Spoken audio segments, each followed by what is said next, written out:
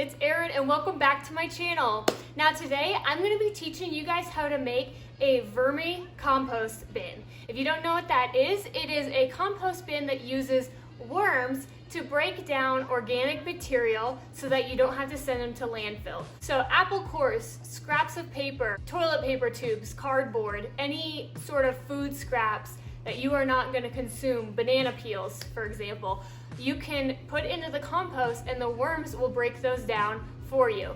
Now you may wonder what's the big deal between composting or throwing something away in the trash.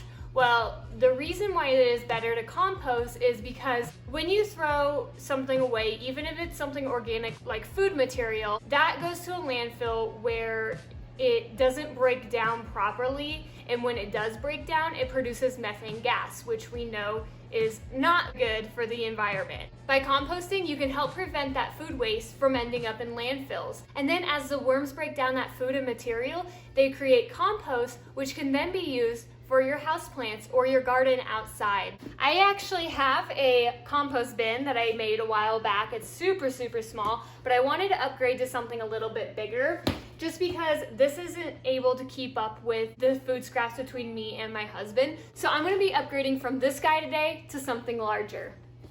Now you're only gonna need a few materials. First is gonna be a bin that you wanna use. Like I said, I have an 18-quart bin. Topsoil, you want to make sure that you get regular topsoil, not potting soil, because potting soil tends to have perlite or fertilizers in it, which can be bad for the worms. So just plain topsoil.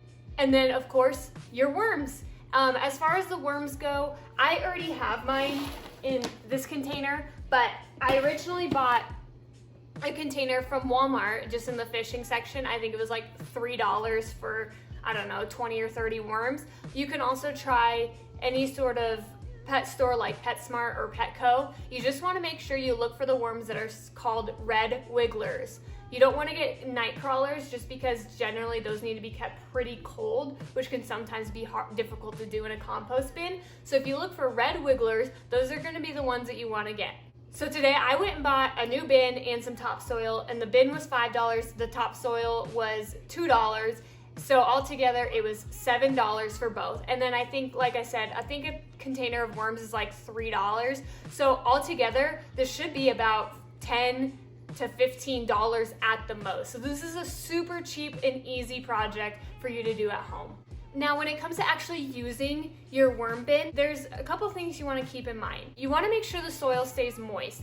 You might need to mist it down every once in a while just because you don't want the worms to completely dry out. If they dry out, they're obviously going to die. But you also don't want to keep the soil too moist. If it's leaking water, then that's too wet and it's going to start to mold, which can kill your worms. So you want to find that nice, good balance. I actually don't have to mist my worm bin at all because I've found that balance and it kind of just keeps itself wet. What I do is add the correct amount of green versus brown matter.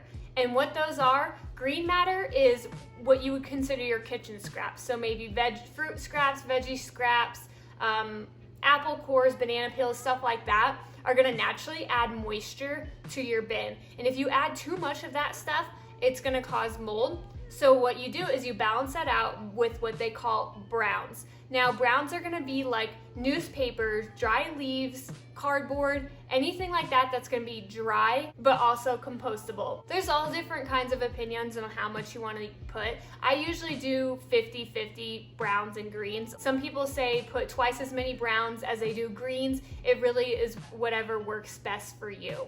If you enjoy this video, feel free to give it a thumbs up, as well as hit that subscribe button down below. And without further ado, let's get started. Okay, so I have my bin here. It's just an 18-quart bin that I got from Home Depot. You can use any sort of storage bin, 5-gallon bucket, whatever works best for you. I wanted something a little bit bigger than what I already have, but still be able to be stored underneath my kitchen sink. So what I'm gonna do is I'm gonna drill a couple of ventilation holes on the top just so the worms are able to breathe and it doesn't get too humid in there. And then I'm gonna drill a couple of drainage holes at the bottom just so that if it does get too moist, it is able to drain out and not just have stagnant water sitting in there.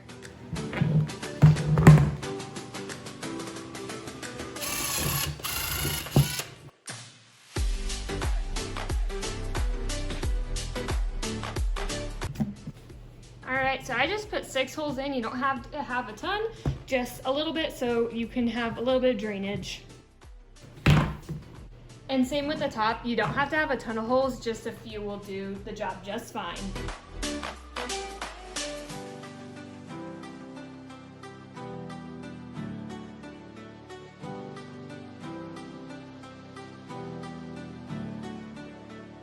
All right, so I did 12 on top this time. So I have 12 on the top, 6 on the bottom. This will be perfect amount for the worms. Next step is the inside. So for the inside, I'm gonna start off by getting some, I cut up a paper bag that I had, and I'm gonna soak those in water just so that they can get a little bit moist for the worms. You can use scrap paper, you can use cardboard, newspaper. This is just a cut up paper bag, whatever you wanna do. So I'm gonna let this soak off to the side so it can get nice and wet. Okay, so a lot of people like to do what they call the lasagna method, where basically you alternate between layering your paper product, whatever you decide to use, and some soil.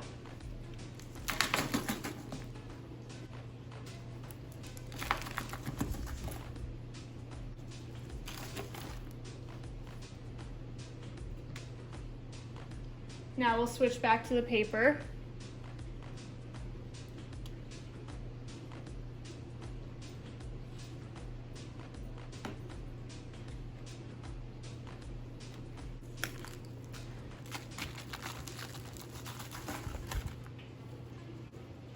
And soil again. Now what you're gonna do is you're gonna keep just adding paper, soil, until you get this mostly filled. Now you can do as thick of layer of soil as you want. What I'm gonna do is something a little bit different. Since I do have my old worm bin here, I'm gonna actually dump that in there right in the middle, just so my worms will kind of be nice and mixed in together. So I'm gonna dump these guys in here.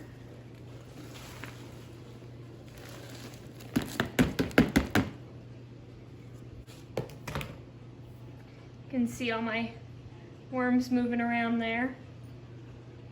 And then you're just gonna continue filling this guy up. I'm probably gonna fill it about 3/4 of the way. I'm not gonna go all the way to the top just because it's gonna make it easier to mix up later, because you do want to occasionally stir this.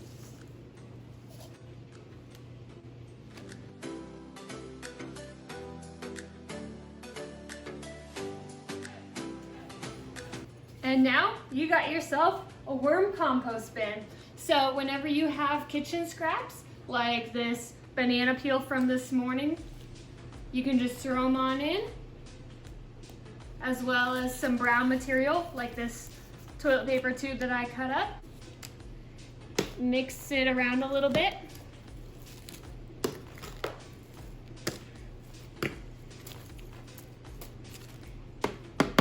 And the worms will take care of the rest. One thing I forgot to mention is you do want to give this a mix about at least once a week. I usually do it every time I put something new in there, just so it can kind of get further down in the soil for the worms to get to. And also, don't worry, this like giant fork, I use it only for composting. I don't ever eat with this fork. So if you have some sort of spoon or whatever you want to use specifically for composting, it actually works great for me. I think it's like I don't know if it's a salad fork or what, but it's huge and it's perfect for mixing everything around. But like I said, you just wouldn't want to eat with it afterwards. And there's some of my worms. But yeah, you want to make sure to mix this at least once a week, just so things don't get stagnant and gross at the bottom. It also helps aerate it out a little bit.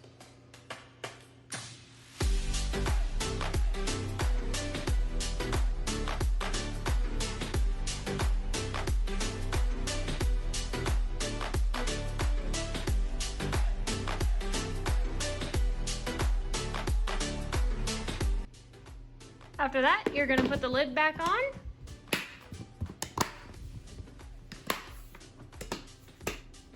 And you're gonna store it in a cool, dark place. Now I'm gonna put down a scrap of fabric from an old sweatshirt that had holes in it just to protect my cabinet in case it leaks a little bit. But you can use a tray or whatever you want. The worms like it in the dark, so we're just gonna keep it under here, my kitchen cabinet. That way it's easy to use or easy to access. And then when I want to use it, I just have to pop these open, throw some food in.